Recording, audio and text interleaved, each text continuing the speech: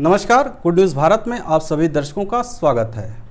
मैं हूं संजीव शर्मा और आइए देखते हैं आजमगढ़ की कुछ खबरें फटाफट अंदाज में।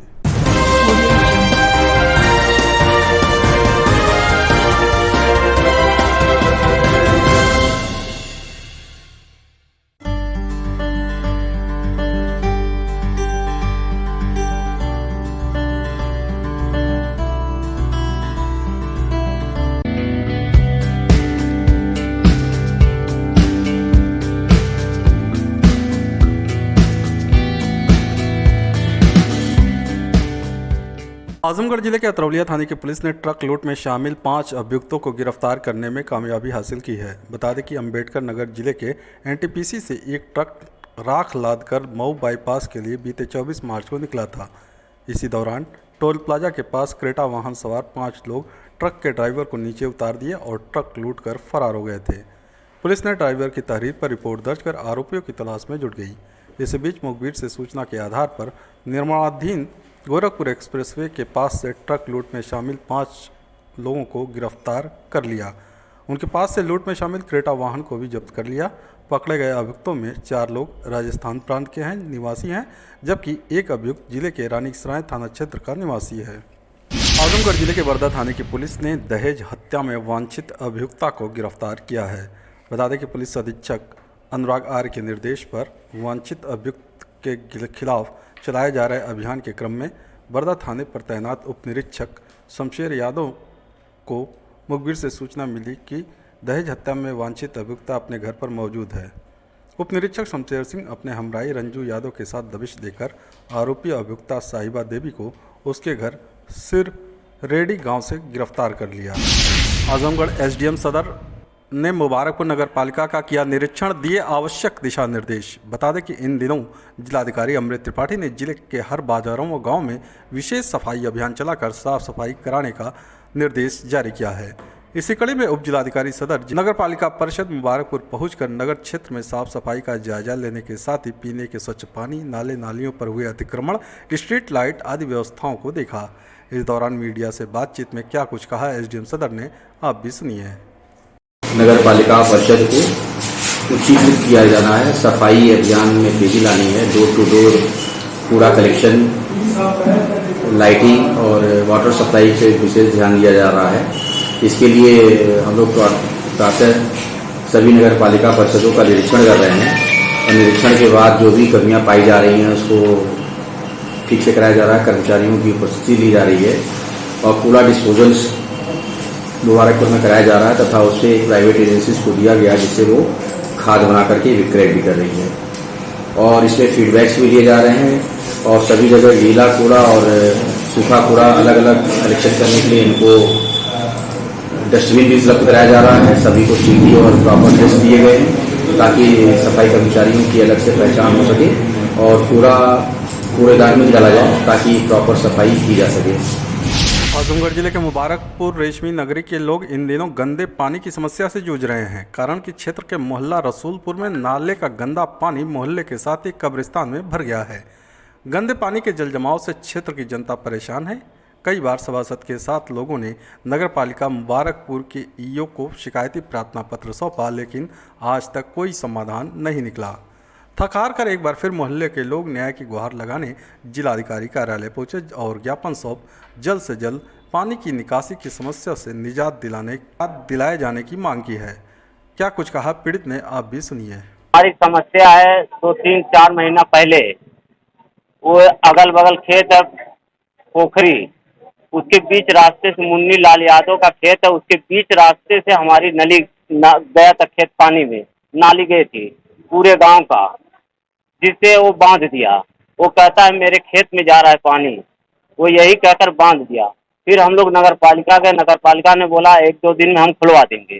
फिर 2 दिन करते 4 महीना हो गया।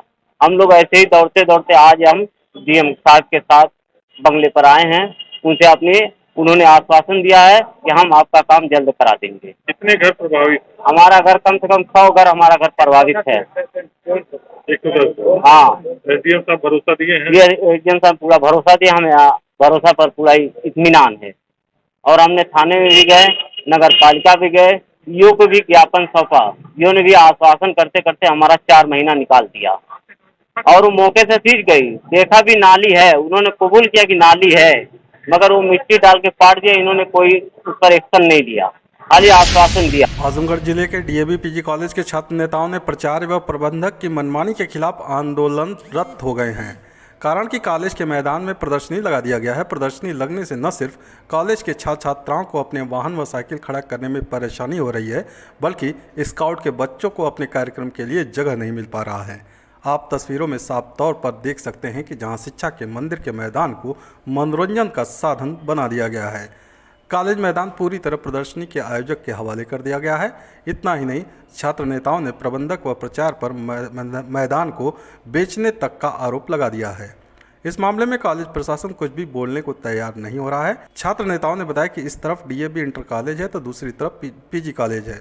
दोनों ही कॉलेजों में इस समय परीक्षा चल रही है, जहां आने वाले बच्चों के वाहन खड़े होते हैं, लेकिन प्रदर्शनी आयोजक के कब्जे में मैदान के बाहर वाहनों को खड़ा करना पड़ रहा है, जिसके चलते लोगों को जाम की समस्या से भी दो चार होना पड़ता है।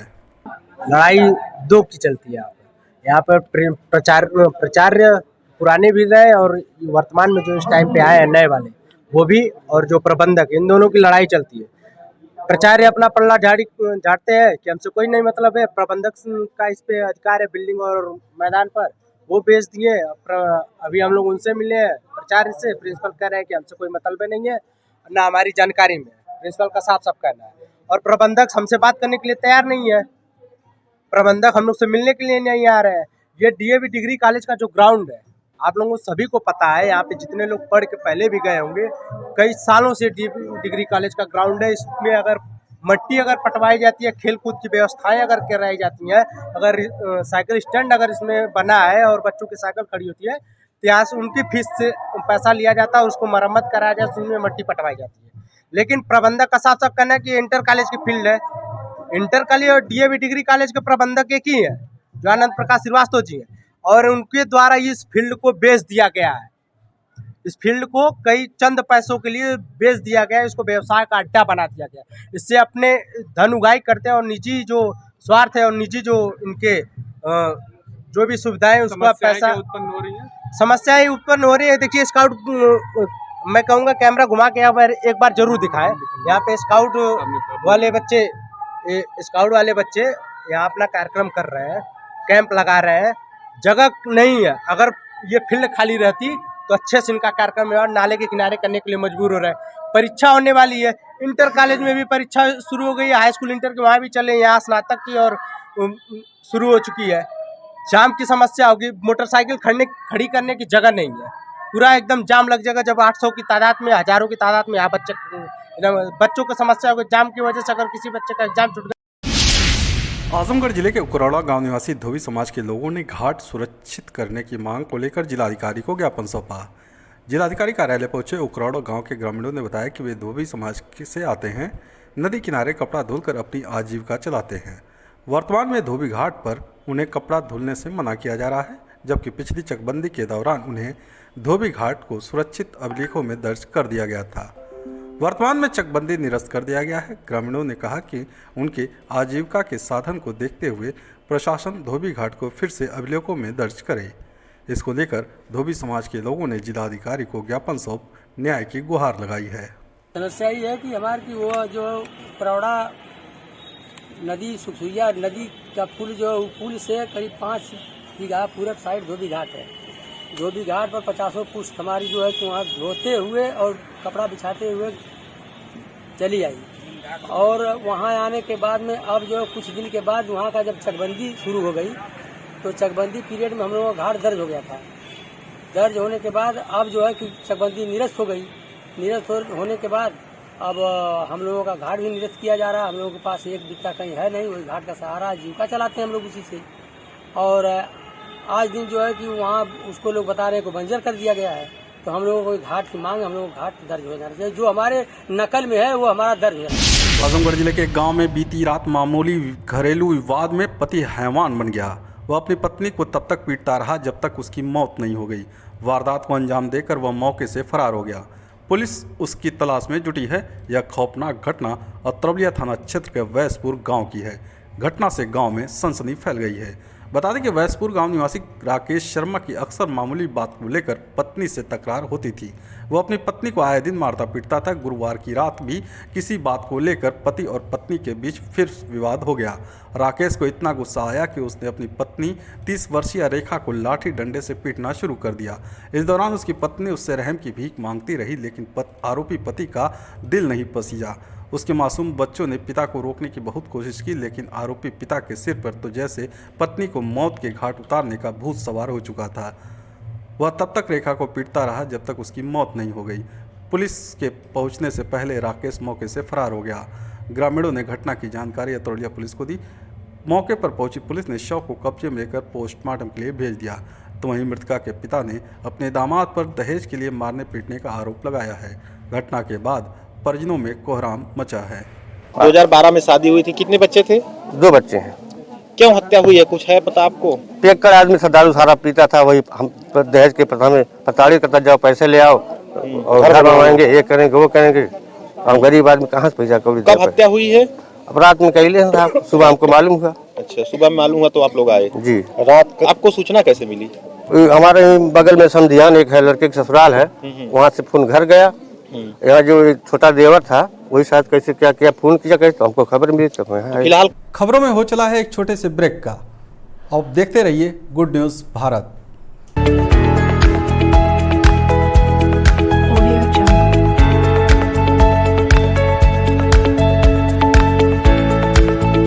ब्रेक के बाद एक बार फिर से आपका स्वागत है और आइए देखते हैं आजमगढ़ की कुछ खबरें फटाफट अंदाज में। आजमगढ़ न्यायालय से कस्टडी रिमांड पर मिले लूट के आरोपी की निशानदेही पर जहानागंज पुलिस ने लूट के जेवर असलहा बरामद कर लिया है। बता दें कि जहानागंज पुलिस ने बीते 24 जनवरी को लूट की योजना बना रहे अपराधियों की घेराबंदी कर एक अपराधी को गिरफ्तार कर लिया। पकड़े गए अभियुक्त बड़कई उर्फ अभय निवासी सुल्तानपुर कोलौरी थाना मोहम्मदाबाद जनपद मऊ को न्यायिक अभिरक्षा में जेल भेज दिया गया। घटना की विवेचना कर रही पुलिस को लूट की कई घटनाओं में बड़कई उर्फ अभय का नाम प्रकाश में आने पर पुलिस ने पूछताछ व बरामदगी के लिए उसे न्यायालय से कस्टडी रिमांड मांगा। न्यायालय से मिले आदेश पर पुलिस ने रिमांड पर लाए गए अपराधी की निशानदेही पर मुसरौटी गांव के समीप पकड़िया बबूल के जंगल से झाड़ी में छिपा कर रखे गए लूट के जेवर 6,500 रुपये तथा वारदात में प्रयुक्त तमंचा व कारतूस बरामद कर लिया। पूछताछ के दौरान अपराधी ने लूट की कई वारदातों को अंजाम देने का जुर्म कबूल किया है। जहानागंज थाने में इस अपराधी के विरुद्ध लूट के 4 अभियोग पंजीकृत बताए गए। आजमगढ़ जिले के जहानागंज थाने की पुलिस ने मतगणना कार्य में बाधा डालने वाले 3 अभियुक्तों को गिरफ्तार किया है। बता दें कि जिले के चकवल स्थित मतगणना स्थल पर 10 मार्च को कार्य में बाधा डालने के आरोप में 11 मार्च को मुबारकपुर थाना क्षेत्र के सुराई गांव निवासी पीयूष यादव ने 3 लोगों के खिलाफ जहानागंज थाने में रिपोर्ट दर्ज कराई थी। इसी कड़ी में जहानागंज थाना प्रभारी गजानंद चौबे को मुखबिर से सूचना मिली कि मतगणना कार्य में बाधा पहुँचाने वाले तीनों अभियुक्त करणपुर पुलिया के पास मौजूद हैं। मुखबिर की सूचना के आधार पर थाना अध्यक्ष गजानंद चौबे अपने हमराइयों के साथ दबिश देकर तीनों अभियुक्तों को गिरफ्तार कर लिया। पकड़े गए अभियुक्तों में अभिजीत यादव व राजेंद्र यादव जहानागंज थाना क्षेत्र के कुर्बानपुर गांव के निवासी हैं, तो वहीं शशिकांत यादव डीहा गांव का निवासी है। आजमगढ़ जिले के सरायमीर थाने की पुलिस ने पोल्ट्री फार्म संचालक के आत्महत्या कर लेने के मामले में मृतक द्वारा लिखे गए सुसाइड नोट के आधार पर मृतक की पत्नी व ससुर को गिरफ्तार कर लिया। बता दें कि सरायमीर थाना क्षेत्र के कस्बा फतेहपुर गांव निवासी 34 वर्षीय पोल्ट्री फार्म संचालक विवेक राय ने मंगलवार की रात अपने पोल्ट्री फार्म में फांसी लगाकर आत्महत्या कर ली। मृतक की जेब से मिले सुसाइड नोट पर उसने दर्ज किया था कि आत्महत्या के लिए उसके ससुर और पत्नी ने मजबूर कर दिया है। इस बात की जानकारी होने पर मृतक के भाई ने सुसाइड नोट के आधार पर भाई को आत्महत्या के लिए उत्प्रेरित करने का आरोप लगाते हुए उसकी पत्नी प्रिंसी राय व ससुर अरविंद राय निवासी ग्राम पटवत कौतुक थाना बिलरियागंज के खिलाफ नामजद रिपोर्ट दर्ज कराई।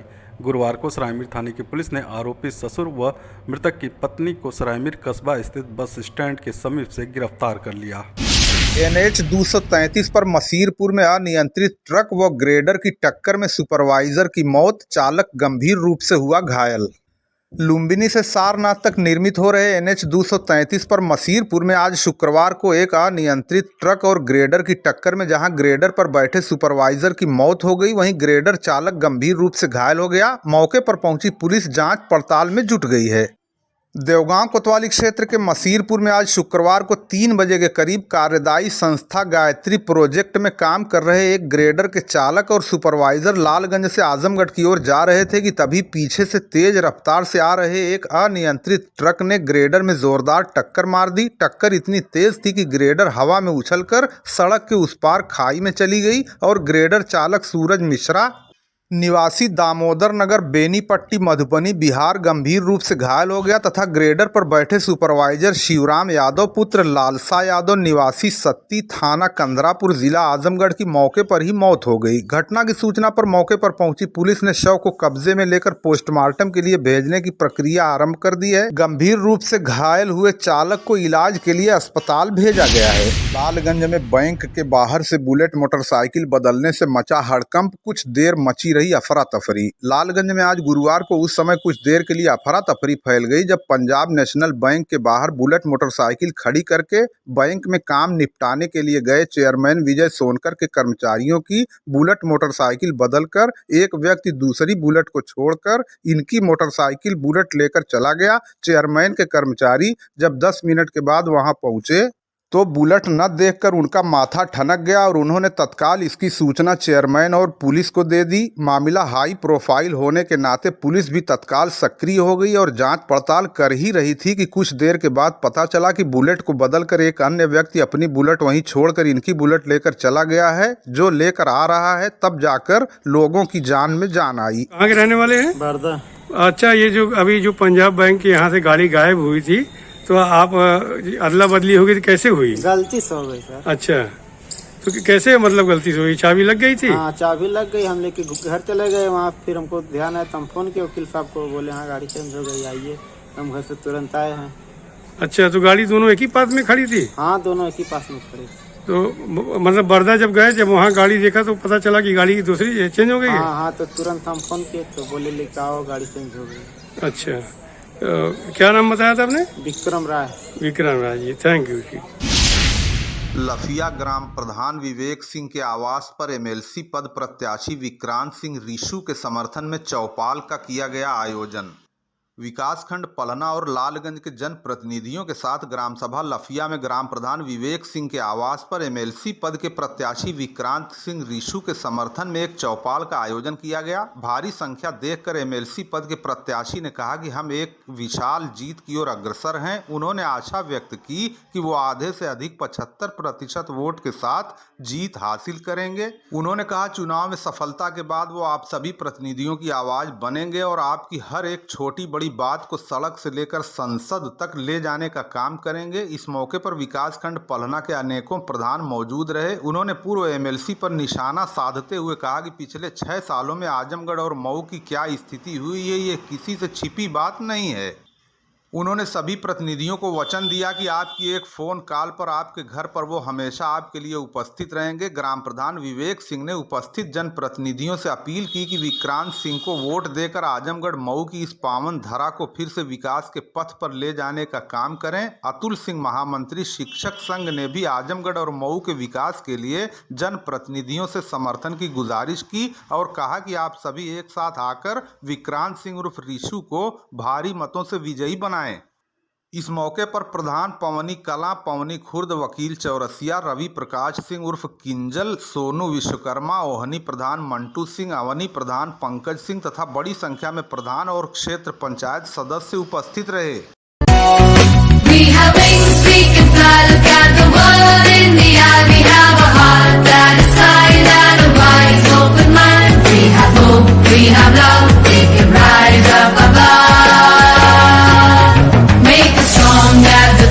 Make us ready to explore, make us worthy of it all. So we may rise when we fall. We are the game changers, we are the trailblazers, we are the go-getters.